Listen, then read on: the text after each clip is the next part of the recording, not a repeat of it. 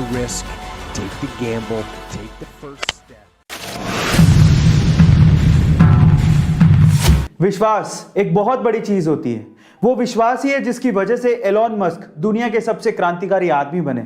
वो विश्वास ही है जिसकी वजह से सचिन तेंदुलकर क्रिकेट के भगवान बने। वो विश्वास ही है जिसकी वजह से अमिताभ बच्चन सदी के महानायक बने।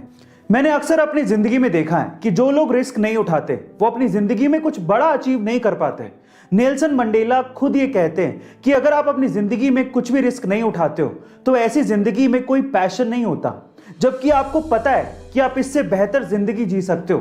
फर्क है सिर्फ रिस्क उठाने का, और रिस्क वही उठाते हैं जिनको अपने आप पे विश्वास होता है। और विश्वास ही वो चीज है जिसकी वजह से लोग पत्थर की मूर्ति को भगवान समझ के पूजते हैं और उनकी मनोकामनाएं पूरी हो जाती हैं।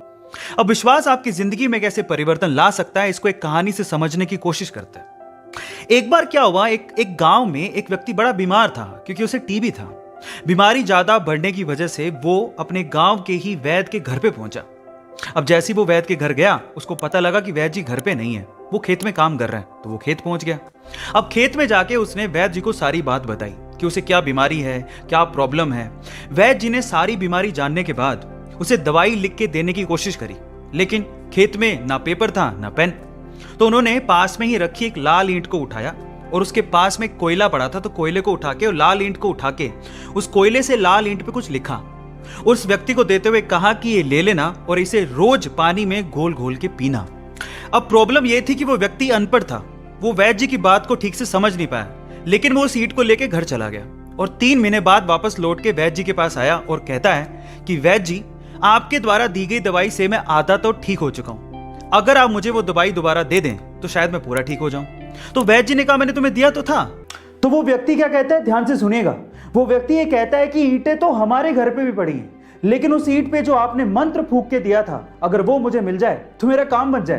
तो वैद्य जी हैरान रह गए।